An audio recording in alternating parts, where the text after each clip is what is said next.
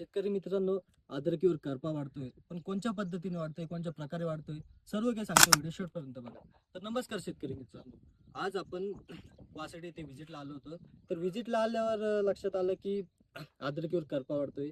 पण करपा वाढायची दोन प्रमुख कारणे आहे. एक तर पोटॅशची डिफिशियन्सी व एक फिनसची डिफिशियन्सी. तर आपण तुम्हाला अजून दाखवतो. हे बघू शकता तुम्ही. ही जी दिसतीये ही फिरसची डिफिशियन्सी. यामध्ये पान पिवळं पडतं व त्यानंतर वाळायला सुरुवात होते. व यात अजून एक प्रकारे पान वाळतं, त्यामध्ये ती पोटॅशची डिफिशियन्सी असते. हे बघू शकता तुम्ही. पान तर हिरवच आहे, तरी पण या साईडनं वाळतंय.